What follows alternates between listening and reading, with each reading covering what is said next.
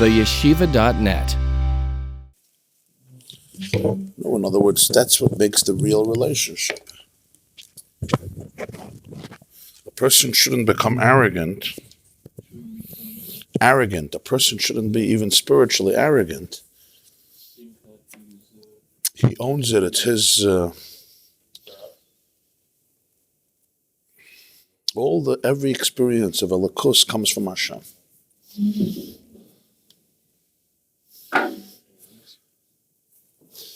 It says in Medrash, tzaddikim doimen lebayrim. Tzaddikim are compared to their Creator.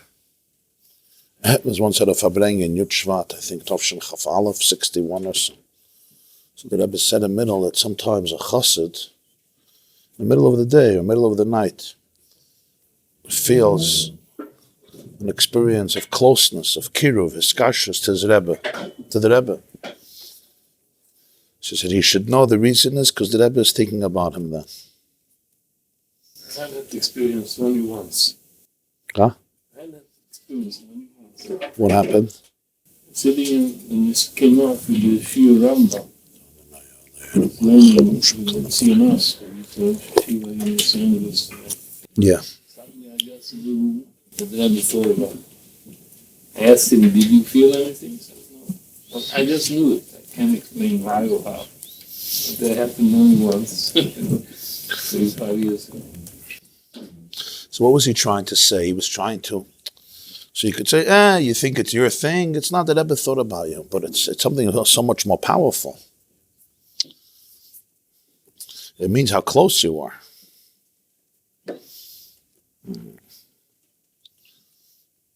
So tzaddikim doimen lebayrim, that Hashem in His whole infinity, He wants a relationship.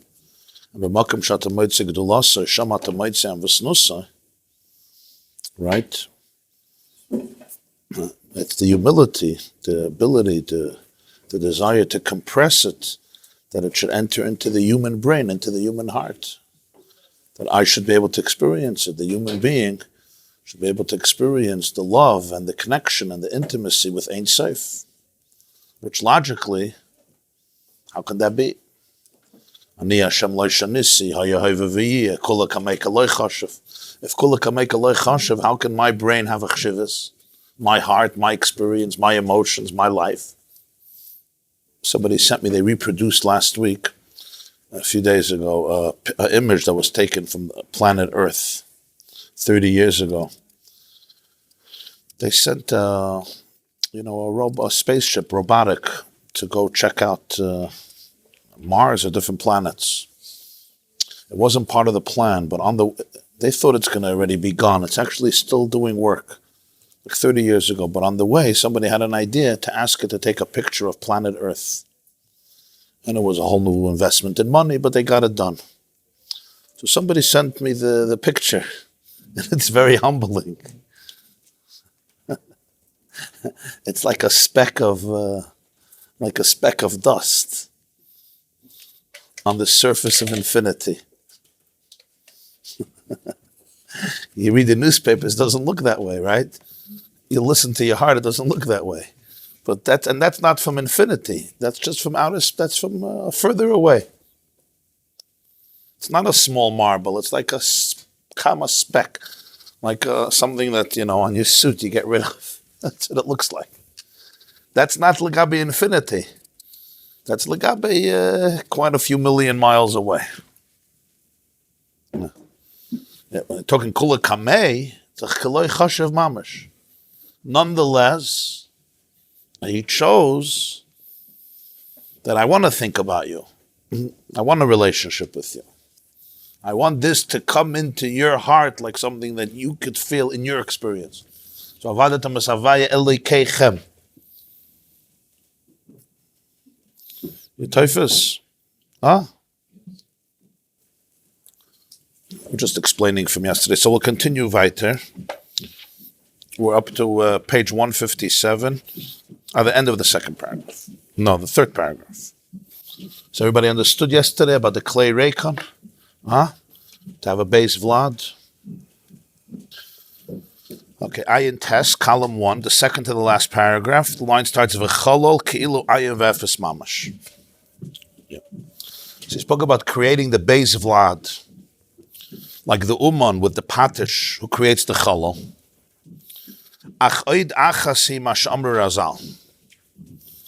But there is one more Nekuda, or one more instruction, and that is what the Chazal tell us. As kois shel bracha, tzarich hadocha mibifnim. Actually, some of you are going to be learning this Gemara now, the next few days. The brachas, towards the end of brachas, Daf Nun Aleph, is the sugya of kois shel bracha. It's also in Shulchan Aruch, and the laws of Birchas Hamazon, Kuf Pei Gimel, that kois shel bracha tzarich hadocha mibifnim. There's shtife and there's hadocha. The kois of bracha, meaning the kois that's used for benching, Birchas Hamazon, which, as we said before, Knesset Yisrael is called kois shel bracha, kois Yeshuos esa, kois hamachzik yayin, which is yayin hamisameach. But there has to be a kois, so you have a kois. The craftsman carved out the cavity in the kois. No, it's good. Now there's openness. It's not anymore an akara ein la beis vlad, that there's not even a potential for a child. There's not even a potential for emotions. Why? Because the person is stuffed up, the person is plugged. They're completely filled with their own issues or insecurities or traumas or egotism or whatever it is. But rather the uman, the craftsman, carved out that there's a makam panoi, there's a makam chalal, there's a sense of ayin ve'efes mamish, which is, as he said, that's the beginning of all hope, the beginning of all openness to something greater, to something truer, something deeper. Now I have to take the kosher bracha and rinse it out, not only from the outside, mebifnim, tzarich hadocha mebifnim. That's the halacha in kosher bracha. Like every halacha in Nigla, every halacha in Torah is a reflection of a halacha in Pnimius.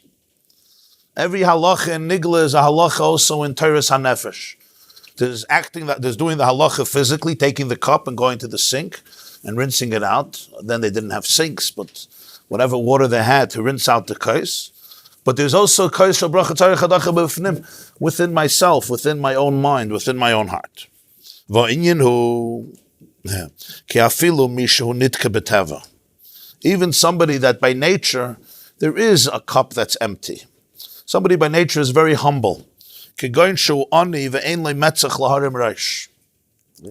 Sometimes life circumstances, a person doesn't have the metzach. Metzach is a forehead, but it's an expression in Chazal for like the chutzpah, to be pompous, to be arrogant, to lift up their head. Sometimes a person is by nature very humble because of life circumstances or whatever.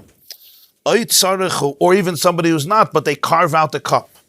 You still have to rinse out the cup. The cup could be empty.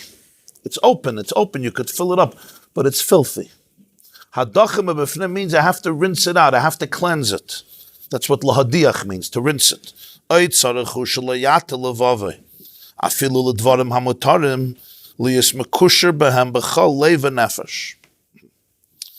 Sometimes what happens is, and here we have one line, the concept of distractions. Not distractions of forbidden things, because that's easy to see, the negativity. It's distractions of permitted things, permissible things. That a person's heart sometimes becomes connected with his entire heart and soul, what we would call very deep, very, very connected with your whole heart and soul, to things that are l'chayra permissible. But what are they? Obsession, a habit, an addiction would be probably.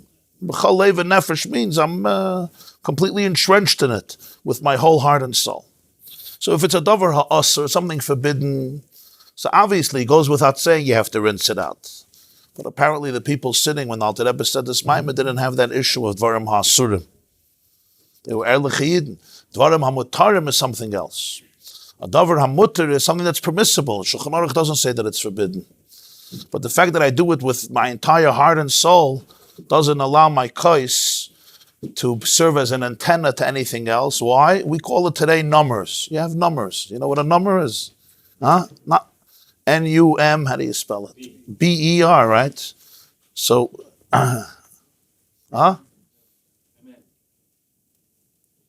it's not so negaya how to spell it. It's negaya the inyan.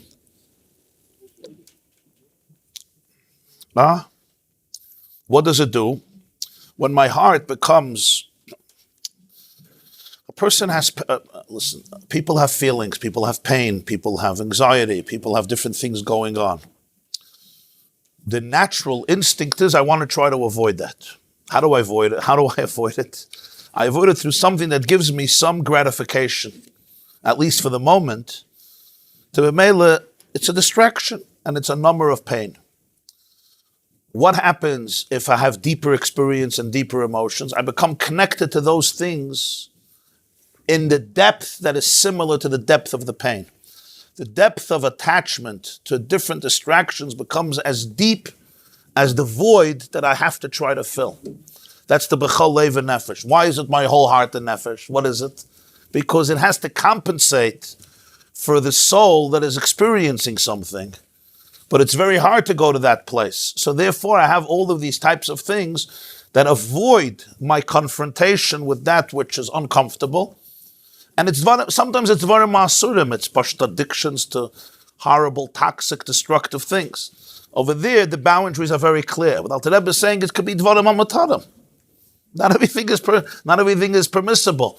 But your connection to it, your running to it, that is filling up the kais shel bracha with dirt, with filth. What he said on top. Even Ava and Mira. Yeah. If it's my own. Yeah. Even Ava v'yira, if it's my own, will also be that. Yeah. Ad kedei kach. And that's already spiritual stuff. That's not cheesecake. Cheesecake is also spiritual, but it's hard to find. Everything is spiritual. But you have to get to the nitzutz of it. Yeah. But food is a very good example. Food is not a davar ha'asur. Food is a davar ha'mutar. We all know that. Sometimes it's even a mitzvah to eat. Shabbos, there's Yom Tov. Yeah. Einig Shabbos, Einig. So the Shabbos. So sometimes it's not only a davar ha'mutar. It's sometimes a davar shel mitzvah.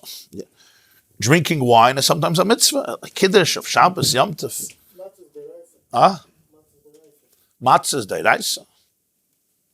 Okay. Omar is the Rabbanan. And what is cheesecake? Minig Yisrael Torah.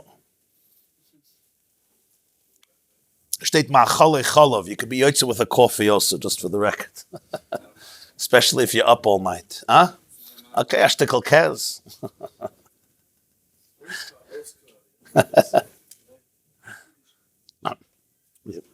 So it's a davar ha'mutar. But everybody knows there's two ways of dealing with food. One is that I live in order to eat, and one is that I eat in order to live. And they're very different. I live in order to eat means the eating is part of the distraction of life. So I'm stressed out, I go to the pantry. I'm more stressed out, I go again to the pantry. You know how many times people open the refrigerator within 25 minutes? It shows their emunah that within 20 minutes, God created yesh me'ayin, a whole new meal that wasn't there 20 minutes ago. It's a fascinating thing. What happened in the last 20 minutes? Nobody went shopping. But of course, it's not negeya. You're not looking for something specific. It's that what I need is something to distract me from the void that the kais opened up. And what happens then is the person's entire heart and soul is connected to something, and only by disengaging from it can I remain with an emptiness that allows me then to open myself to be filled with emes, with truth. And that's a very deep avodah. We learned in the previous Maimer in Beshalach that tzimtzum lav koidem lahein, right? That sur meirah has a depth that asay tov doesn't have. Mitzvahs loises is higher than essay. The yud of Shem Havaya Deleil is created through the tzimtzum of a person. The hey is through the hispashtus of a person. Hispashtus of a person means I'm involved in something. Tzimtzum of a person means when I have to withdraw, when I have to disengage. In other words, I have to be able to trust the essence. I have to be able to trust the organic self and not feel that I always have to cover it up with something else that will be a quick fix and therefore will not allow me to feel whatever I have to feel. And therefore, when I don't do it, when I do the opposite, when I allow my nefesh and my heart to gravitate to all of these things, what am I doing? I'm basically, each time, I'm ruining a tremendous opportunity of very profound awareness, a very profound closeness, because I'm covering it over with other stuff that don't allow me that opportunity. So it's really it's a sensitive issue. Ki efshel la'olam sheyiskayim asiyas dvarim hamutarim b'loy leiv gamkein. This is not a war. This is not, saying, we're not talking about mortification, that a person shouldn't eat, shouldn't drink, shouldn't sleep, shouldn't do things that are permissible and productive. The question is, how much of your heart is inside of it? In other words, how much of it is a distraction for other things, not for the purpose itself? Eating is a beautiful thing. That's how we live. That's how God wants us to live. And there's the avodah ruchnis of achila that we learned in many Maimorim, what food is, food from Olam HaToyu, and the divine spark of food and so forth. The question is, when something captures my heart, it's already something else. Now it's a filler for my emotions. It's a different experience. It's actually abusing the food because it's not respecting the function and the purpose that the food itself has to offer. Suddenly the food is now being used, it's being manipulated, so to speak.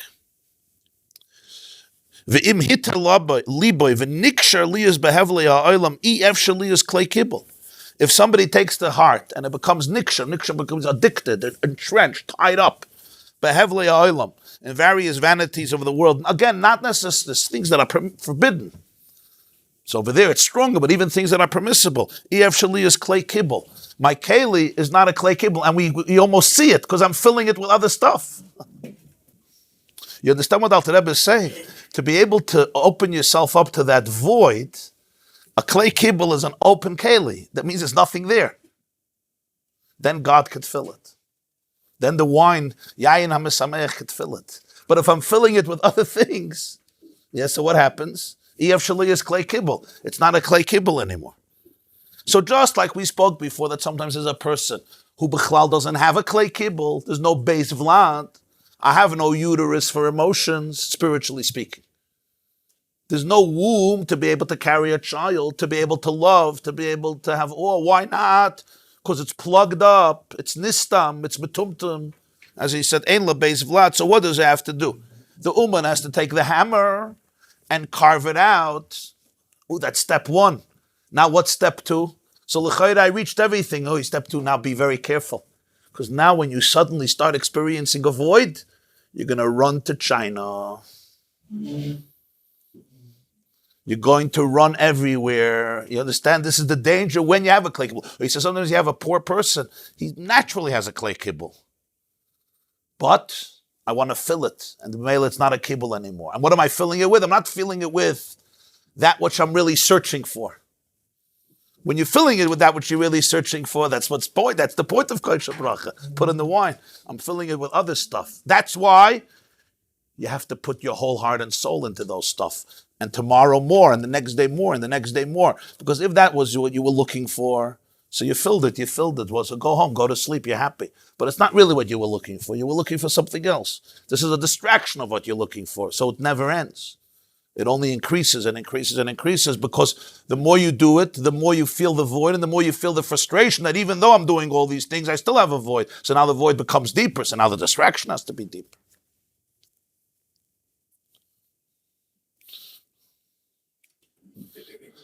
Here in Drai Shuras, you have half of the 12 steps.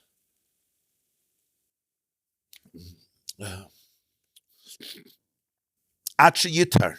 You have to clean up the kais. The example for this is you have a cup and it's filthy. You can't put in wine. It's a crime to put in wine. You can't put in good, wonderful, delicious wine, fragrant wine. Until I wash up the kais. There's an empty kais. But tzarech hadacha mibifnim. That's the diuk mibifnim. There's the hadacha mibachutz. There's things on the outside. Things on the outside is things that other people could see. Mibifnim is internally, a person knows internally who he is or she is inside. That I have to clean up. Mibifnim, it's my own pnimius. And without that, the wine can't come in there.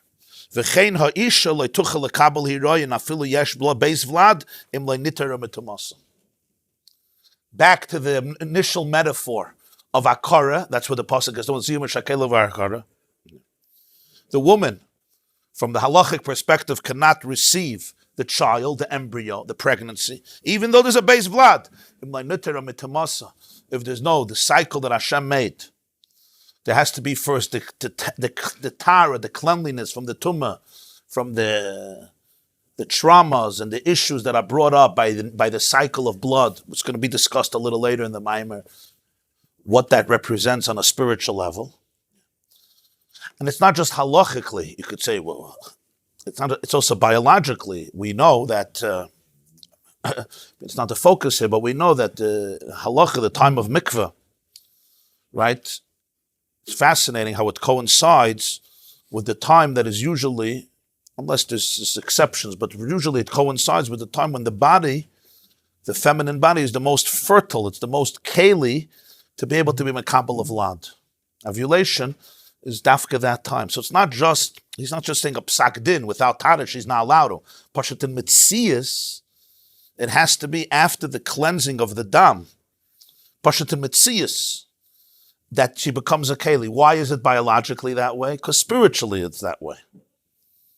Because in the spiritual hilchas nid, it's that way.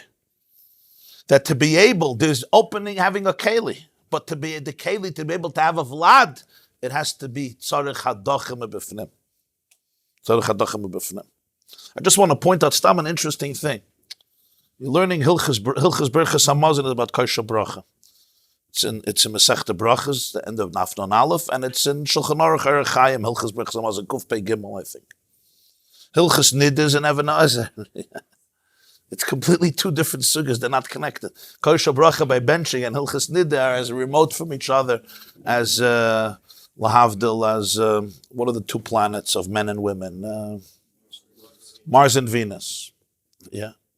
But that's all when you're looking at it just from the physical, technical component. When you're looking at the teichen of it, the pnimius of it, yeah. So what's true in one realm of halach is true in another realm of halach. So that's how the issues become connected. So a person really has to ask themselves, first of all, do I have a clay kibble? That's avodah number one. But he says, you have a clay kibble, a gewaldik. I've been humbled by life. Some of us have been humbled by life, and it's true. And you know when you have been humbled by life, you know you have been humbled by life. Your ego is not in the way anymore. And ego usually doesn't... Now, Rebbe is very much, if you realize that the ani disturbs everything. The truth is that the big ani, of course, comes from the small ani. The ego comes from the ultimate insecurity, that I cannot be who I really am, so I have to create a compensation called the ego. As we say, ego stands for the words easing God out, right? Because I have to compensate.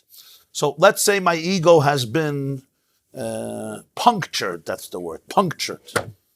So now the Uman, the first thing he has to do is create a puncture, right? You're not carving out a keli if you don't have access. So you need a puncture, you need a hole, and then you have a tfisa and you could carve it out. L'chayda also is good. Tzarech hadachim b'fnim.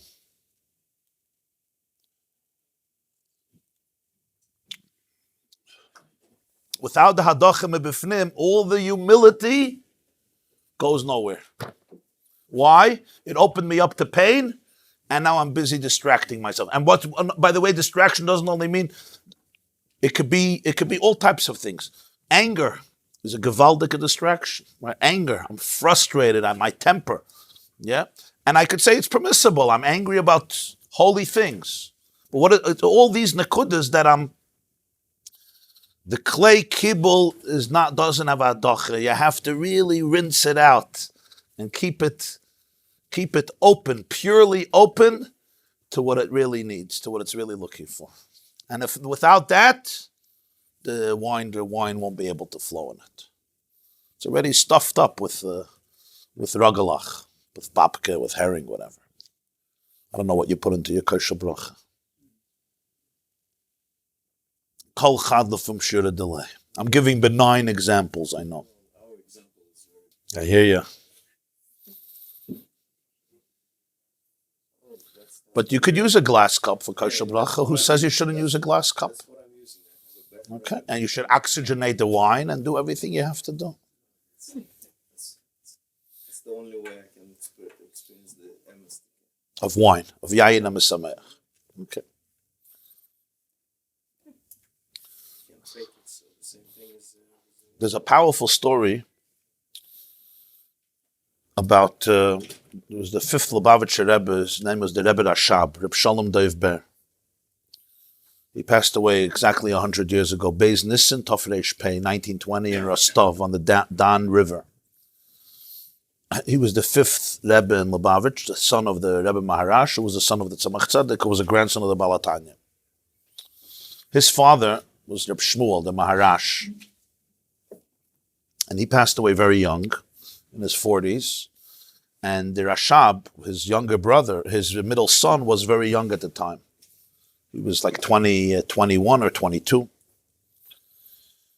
And so he didn't feel that he should succeed his father.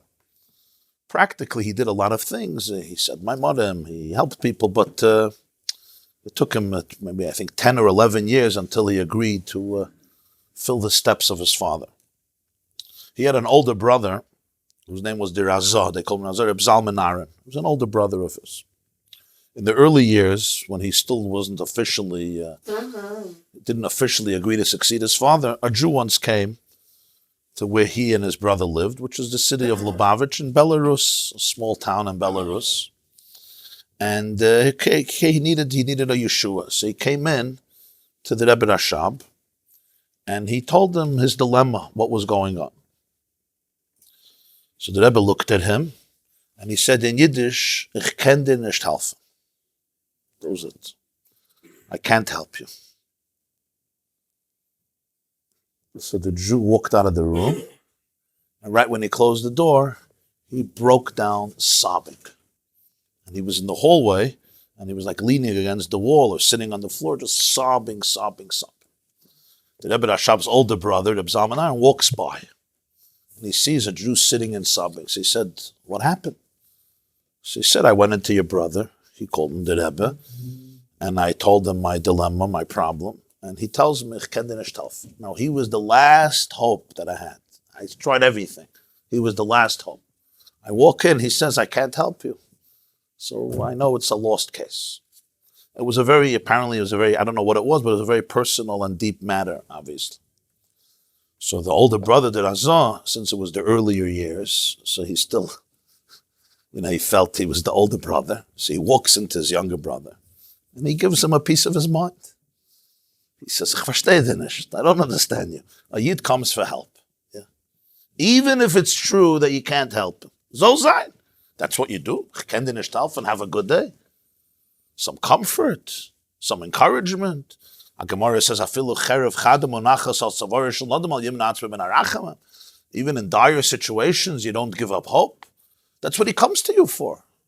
Give him some tikvah, as they say, some encouragement. You just say, "Ich kann dir nicht helfen." He's rebuking his I don't want to say his baby brother. They had another brother, but his younger brother. So the Lubavitcher Rebbe listened. And he said, yeah, Rufa Marai Nachamol. And I forgot, he told him, you know what you did to this guy? He's sitting and sobbing. Where's your heart? So he says, Rufa Marai, ask him to come back. And he put on his hat, he put on his gartel, and the Jew came back in. And he told him a whole thing what to do. He gave him a ganze eitzah what to do, and the person was helped. The person had a Yeshua. That's the end of the story. What's pshat? What's pshat in the Maisa? Yeah. It's taka a funny thing. First of all, his brother is right. Sometimes you can't help somebody. We all know that. But what's the right thing to do? You can give them a hug. You can encourage them. You could say, I'm here with you. We don't always have advice. I don't know if we ever have advice, but sometimes we certainly don't have advice, right? But you could make a person feel that he's not alone. Somebody once told me he lost two siblings, two sisters passed away. So people came for Shiva. So everybody has what to say, all the Chachamim have what to say. Yeah. And he said there was one person said to him, Hashem should give you koyach to be able to deal with this. So, sometimes there's nothing to say, but you could say, I'm here with you, I'm thinking about you, I'll daven for you. That's even if you can't help. But here the question is much stronger. His brother gives him mussar, he says, call him back in, and he helps him. So why didn't you lechatchila help him? Because you said you couldn't. So what happened suddenly 5 minutes later you could? And if you could, why do you say in the beginning that you can't? It's a hard story to understand. So the Lubavitcher Rebbe said over the story, and he explained it based on the story of Masechta Tainis that I shared yesterday with Rebbe Lazar Reb Shimon, when he told the person, ugly one, come, empty one, how ugly are you? Are all the people from your city so ugly? When he explained that story, he said that he thinks, but he said, but he thinks that's pshat in this story. When the person came into the Rebbe, of course he would have helped him. He saw the man cannot be helped. Sometimes a person is in a situation, you can give them all the advice in the world. Those of you who know about giving advice to people understand this very well. It will be useless. Not only will it be useless, sometimes it can be used in the wrong way. You're giving them words that they're not shaykh to hear. You could tell, everybody knows, you can have somebody in your life who tells you all the truth in the world about you, the most important things. If you're not ready to hear it, it's a bracha levatala. Or in this case, it's a kais shel bracha levatala. There's no kais. There's no kais. No kais. I'm pouring wine. I got tug. I can give you the best wine in the world. You got no cup. You got no cup. Since Purim is coming, I'll tell you a geschmack of art. There was... The Gemara says in Masechta Megillah, Kol ha-parshat yad noisnem loy. Yeah? Comes to Purim, you don't discriminate. In Shainu's Shul is Kol ha-parshat yad noisnem loy, a ganze year. You don't have a choice. But Purim, Kol ha-parshat yad noisnem loy. Whoever stretches out his hand, you give. So as once Purim, Tavshin Chavav, 1966, Lubavitcher Rebbe finished the Purim Fabrengen, and he said, no, it says Purim, Kol ha-parshat yad noisnem loy. So whoever is parshat yad, noisnem loy. So people understood. So people started to come with a cup to get l'chaim, and he gave wine, he gave mashka, whatever it was. They finished. It was a big 66. It was a big oilam came, and it took, I don't know, an hour or so, around 3 or 4 in the morning. He finished. He went up to his room. Then he was going home. It was already late, the middle of the night. So he went out, and somebody brought more wine or more of mashka. So he continued to give. Came outside on Eastern Parkway. If you know Eastern Parkway, there's a service lane over there in front of 770. He went to go, somebody would drive him home. By the car, they brought more, and people started to come from the whole neighborhood. In 66, there was a lot of other Jews in Crown Heights. It's before the mass migration. So people came, the rumor had it, the Lubavitcher Rebbe is giving everybody, so people came in the thousands. The Bachrim wanted to see it, so they went on top of the car because they wanted to see it. So it was Meskayim in the 4 wheels of the car. Teitzei Ruchai, Yashuv Lad Monsey, 4 flat tires, and it was a tzir. So my uncle told me that there was a Bachar who went over by the car to get l'chaim, and it was already after hundreds and thousands of people went. The Lubavitcher Rebbe took a look at him, and he says, "Dachte chadur shen genommen." I think you took already. He was from the first ones who took in Shul. So he says, yeah, genommen, aber gehat a loch in cup. Gehat a loch in cup. Which means I had a hole in the cup. So the Rebbe said that the hast a loch in cup, was it helfen als ich geben a zweite Mal, wird sich weiter ausgissen. If you have a loch in the cup, what's going to help if I give you a second time? It'll pour out, it'll spill out again. So he says, ich gekrogen a neue cup. He says, in the interim, I acquired a new cup. He says, okay, so I'll give you. And he poured again. Of course, cup here has a double meaning. There's a cup and there's a cup. Yeah. So you could pour wine all day and all night. If there's a lochin cup, meaning if there's no clay kibble, was vertalfen, you could get wine for 50, 60 years. You can hear truth. There's people who were exposed to truth for 40, 50 years. Loi noga v'loi poga. Why? I don't let anything go in. It's not a klei kibble. And then there's a person who hears one vart, one tippe, he gets one drop, yeah, and a child is created. La'olam v'ad, a binyan adayat, a der yisham. Why? Because there was a cup. So you could say everything. If the person is not ready, it's going to be useless. So he said that the Rebbe Rashab, he saw this Jew. He's in a position where he can't help him. He cannot help him. You want to help him, but you can't. An example, it could rain. A person will say, it's a year of drought. There's no rain. We don't have grain. It rains and rains and rains and rains. But one thing, you didn't plant. Or even if you plant, you didn't plow. The earth is not fertile. It's raining and raining and raining and raining and raining. And nothing grows. Why? You didn't plow or you didn't plant. Which, as I said before, that's the klei kibble. So you could sometimes be in a situation, you're pouring wine, kaisel bracha, yayin amasameach, adelo yada, without a shear. But there's no Sedar Lochin cup. So the Rebbe saw that he can't help this Jew. But he wanted to help him, so what did he do? He said, I can't help you.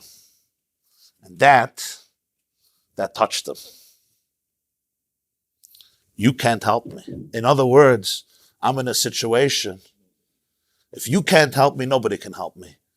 Sometimes one line, nothing else touched him because he had the protection. You know, you have your gear, your protective gear. Suddenly, for the first time, it touched him. He went out. He lost himself. He broke. The Razah sees how Yid crying. He runs into his brother, starts screaming at him. What? This is how you deal with a Jew. You know what his brother was hearing? His brother wasn't hearing Musa. His brother was hearing, the Jew opened up. The Jew opened up. There's somebody did some Meshakela. Somebody can hear something. No from Tzedek Harayin. And now he prepared himself also. Because it was a serious thing. A relationship was a serious thing. Put on his hat, he prepared himself also. It wasn't, when a person prepares himself, it works both ways. You know, when a person comes in a shir, right? When people come in unprepared, so it's always reciprocal. A person comes in prepared. You know, yeshiva, the bachim come in prepared. The Rosh Yeshiva prepares also. And the same is true spiritually. He became a klei kibble. You're a klei kibble. Now we could work. But now when you're a klei kibble, there's a new danger. You're going to fill it up with other stuff. This is what happens very often. I told you many times, I heard this from Dr. Twersky. It sticks with me because it's so counterintuitive to what most people think. I was in Boca with him for a Shabbos, Boca Raton. It was a Shabbos of recovery. Boca has a lot of recovery centers. They did a Shabbaton for Jewish people in recovery. There were like 600 people there, all in recovery, some 30 years. The only person there that wasn't in recovery, I think, was me. And I had to speak to them. So, and maybe Dr. Twersky, because he said in one of his speeches, I wish I was in recovery, but I'm not addicted. But the truth is, who's not addicted? It's just what type of addiction and how dysfunctional you become. I don't know if somebody who's not addicted. Is there somebody who's not addicted? It's very hard not to be addicted to something. Just may be benign. You just may not be, your brain may not be fried, but unless you do hadachim b'fnim. If you do hadachim b'fnim, means you're not addicted. You tie off all your ksharim. Boom, boom, boom, boom, boom. What are you left with? You're left on the surface of infinity with God. Who wants to do that? Right? 7-layer cake is much more secure than infinity, isn't it? Rabbi said, what can you rely on more? Ein sof or 7-layer cake? You ever saw somebody say, I have a kiddush, I have yard sites, yeah? So what are you serving? I'm going to serve infinity. Come on. We can't just gain some bank. You can't go to the bank with it.